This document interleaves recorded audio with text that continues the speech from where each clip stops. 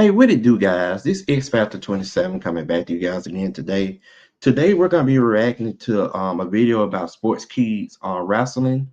It's about the firings of 2024 from WWE. What are they doing now? I know it's 2025, but you guys know they fired a couple people in 2024, so it's gonna be interesting to see what these wrestlers are up to and how they got in and work, or are they just taking some time away from wrestling right now. So you guys sit back, relax, and enjoy the video.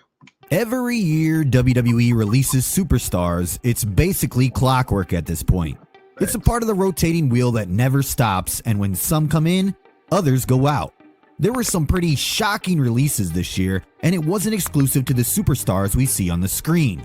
For example, longtime employee Sue Aitchison was released. If you don't know who she is, she's one of the main names responsible for WWE's partnership with the Make-A-Wish Foundation.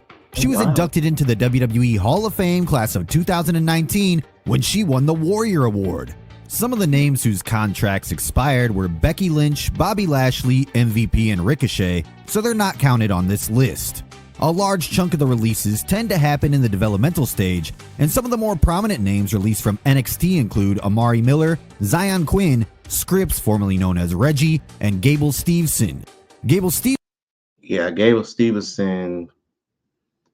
they put a lot of traction into him, but he never could get over with the fans. I know when he faced Baron Corbin, they were trying to make Gable look like the babyface, but everybody was going with Baron Corbin, which I already know is going on this list as well because he got released as well. So, man, it's crazy because Gable Stevenson, they're trying to make him to be the next Kurt Angle and all that stuff, and dude has the physique and everything. And fun fact, guys, he's actually trying to play pro football now. So we'll see how that works out. So Stevenson was signed with the hopes of being the modern-day Kurt Angle, but everything just went downhill and WWE decided to cut their losses with both him and his brother, Damon Kemp. This list focuses on the major main roster releases in 2024, and we're going to look at what led to them being cut and what they're doing now. Jinder Mahal. 8 years.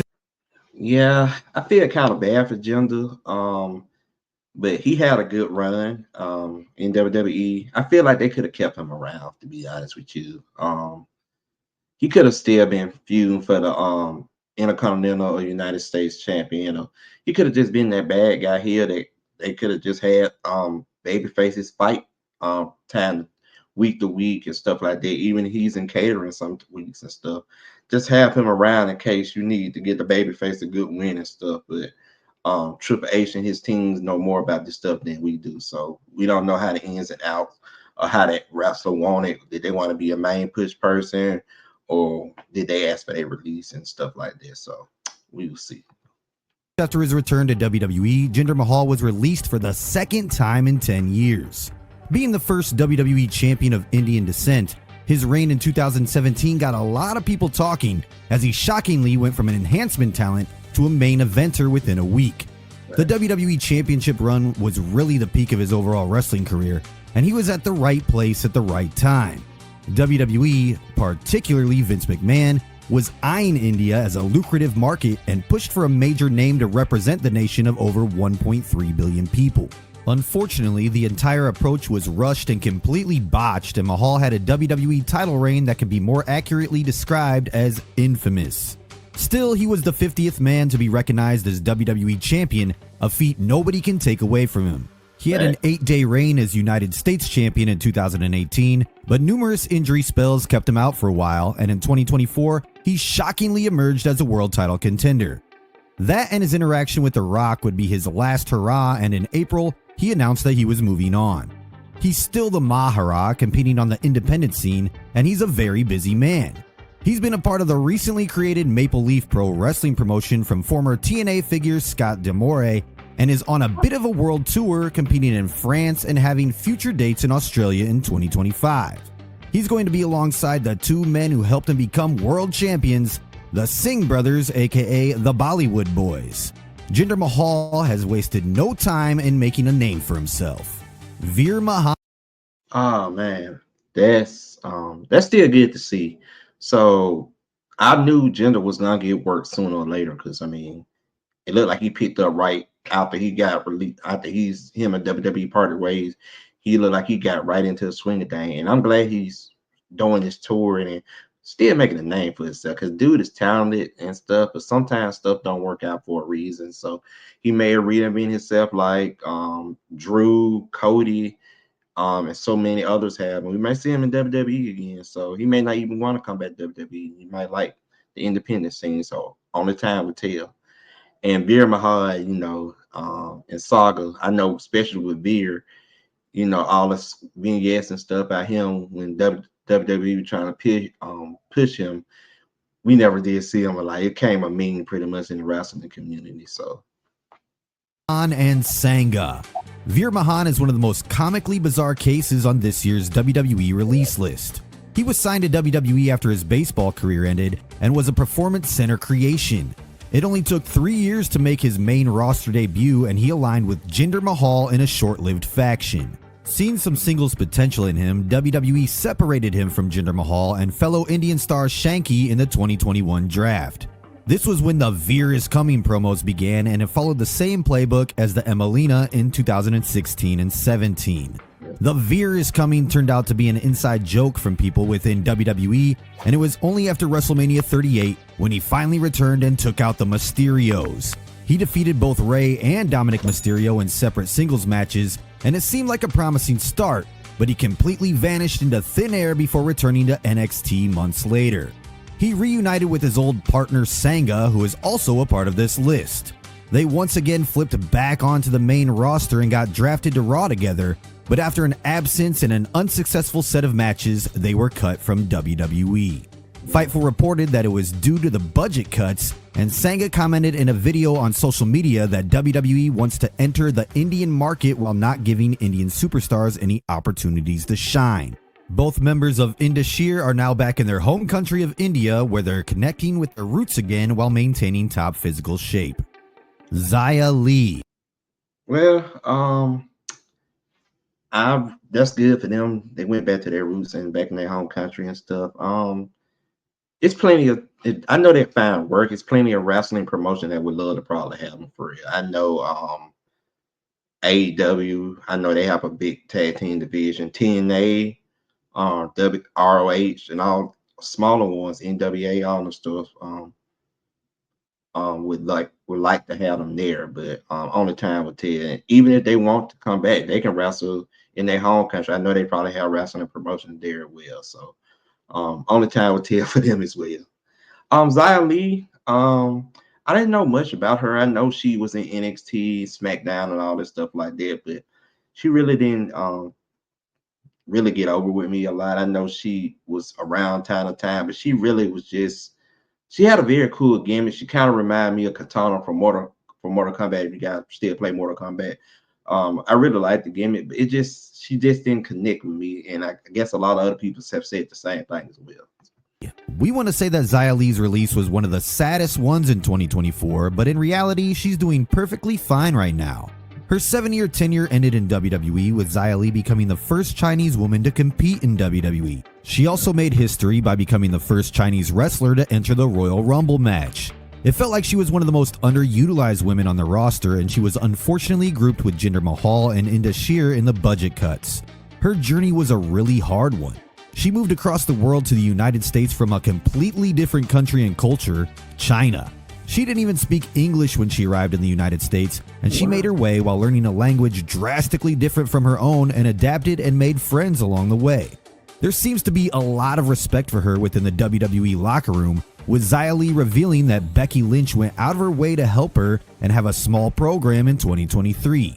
She now goes by the name Lei Ying Li and is signed to TNA, a company that has a great track record in handling their female superstars. She also made her debut for Game Changer Wrestling and is looking to solidify herself as a big name in professional wrestling. We wouldn't be surprised to see her performing all around the world soon. That's what's up, man. I'm happy for her because, like they said, she's very underutilized, and like they said, she's in GCW doing her thing, and she signed with TNA as well. So TNA has a great track record with their women's division, like he said in the video, man. So it's very good to see that. So she'll be perfectly fine, and down the road could come back, kind of like how they reinvented Shinsuke Nakamura to, I call him the Ghost of Tsushima Nakamura now because that's how he seems like. But yeah, it's crazy for real. Cameron Grimes. And Cameron Grimes. I remember him winning to the moon. You guys know about Dogecoin when all that was going on. That was kind of like his gimmick for real. So I didn't even know he got released, to be honest with you. So I know he did pretty good in NXT and stuff like that. But when he got to the main roster, it was a wrap. I think he had like 3 or 4 matches, and pretty much he just sat in catering the rest of the time till they got to his contract was he asked for his release or his they released him their sales during budget cuts or something. So, because I don't remember seeing Cameron Grimes hardly any at all for real. When Cameron Grimes was released a few days after Xia Li in April 2024, he posted a heartbreaking video where he broke down in tears. It was a painful one to watch if you were or are a Cameron Grimes fan, because he spoke from the heart about just how much he wanted to work and just how much he wanted to be a WWE superstar.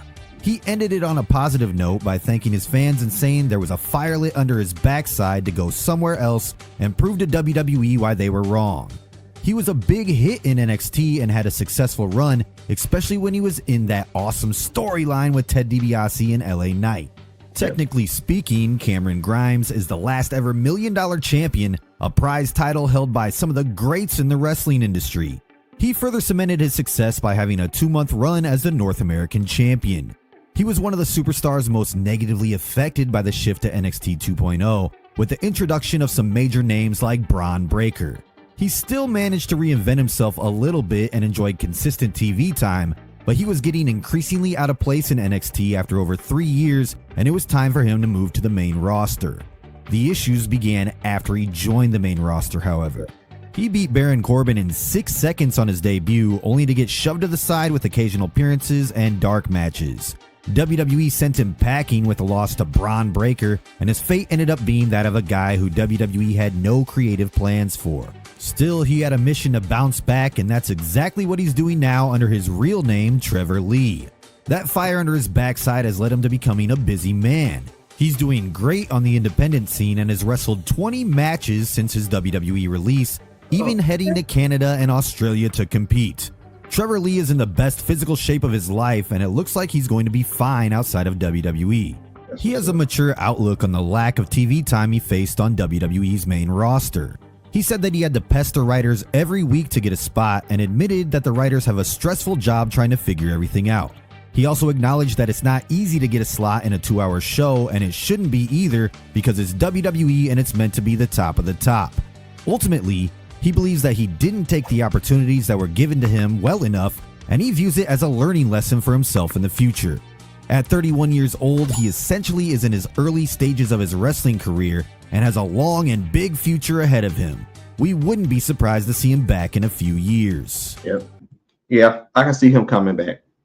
I say I give him like 2 or 3 more years, work on the independent scene, keep staying in good shape and stuff, man, and he could come back and make a name for himself like Cody Rhodes, Drew McIntyre, all left disgruntled and came back, and now look at him. Cody Rhodes, the undisputed WWE champion until he turned into Homelander, and Drew McIntyre is the biggest hater in wrestling right now. Second biggest hater is Finn Balor. He's still number 1 in my book.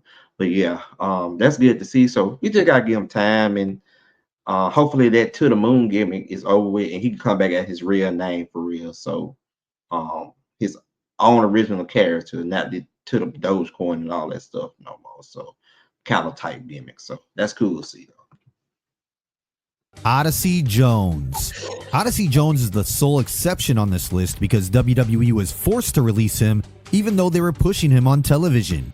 He had one of the weirdest WWE runs on this list.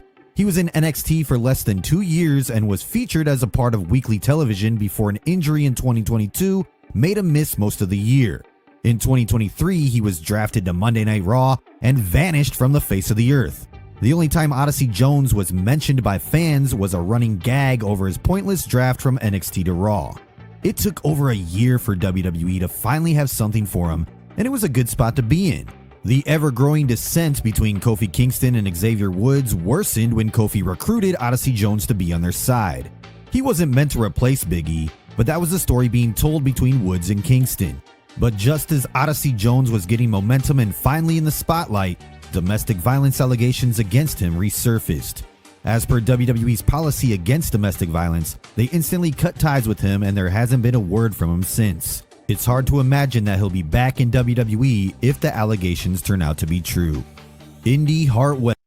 Dang, yeah. WWE does not play about that stuff. So sorry about that, guys. But I hate that because he just got his start for that, man.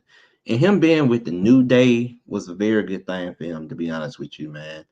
Because I really feel like since Kofi and Xavier been drinking the water in WWE and have Kane crash out too, Odyssey was gonna be like that enforcer type. So when hopefully praying Big E can get healthy and is medically clear, they would have been Odyssey would have been that person that would have stood in between Big E getting his hands on Xavier and Kofi. But WWE handled it right with the story they got now. But I just hate that for Odyssey. But he'll find his way. TNA, AEW, all these other wrestling promotions, smaller ones. He stuff happens, life happens, and you just have to deal with the consequences sometimes. So hopefully allegations aren't true, but if they're true, it is what it is, man. So Indy Hartwell felt like she was just another name on the roster, which is a shame because she wasn't. She was making waves before she signed with WWE in 2019, and this was despite the fact that she was only 3 years into her wrestling career.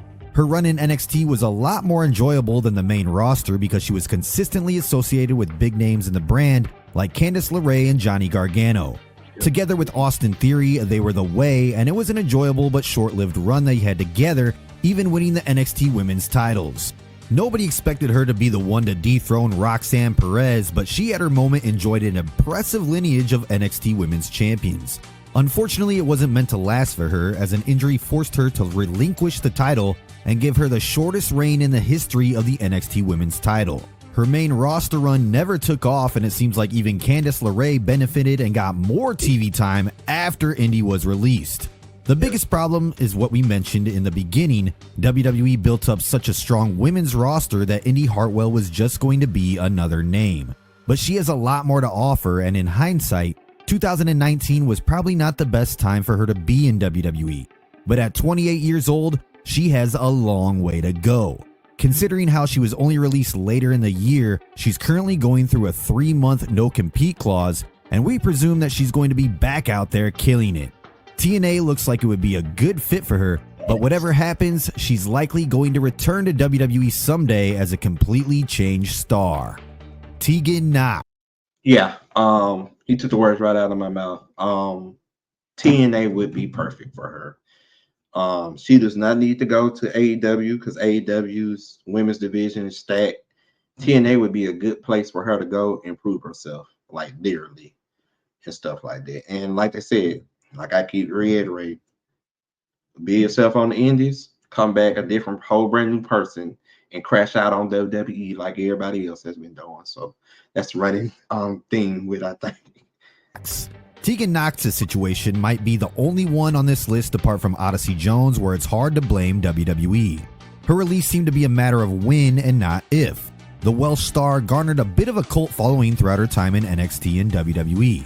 People seemed to recognize her talent, but numerous spells on the sidelines led to her getting tagged as injury prone, and WWE cut her out quickly in 2021 when it looked like they were releasing their whole roster. She was brought back under Triple H, but it hardly felt like she had an opportunity to shine on the main roster. She had a brief alliance with Natalya, but nothing came of it, and she spent most of 2024 kind of just sitting and catering. It was a shame that her second release came just 2 weeks before her birthday, but there really was nothing being done with her, and she seems eager to move on as well. She was advertised for an event in her home country Wales in December despite being in the midway point of her release clause, but issues that weren't specified led to her appearance being canceled. She will be a free agent again as of late January 2025 and is looking to get back into the thick of it. Baron Corbin, the most... Yeah, I don't really know much about Tegan Knox for real, but I'm wishing her the best. And like I said, They said she was had an event in Wales, and it somehow got canceled. Hopefully, she can go stay in Wales, work there in the Indies, get the TNA, AEW, make a name for herself, and hopefully down the road she can come back to WWE if she wants to. So only time will tell, like I keep reiterating. So Notable WWE release in 2024 was Baron Corbin, and it wasn't even close.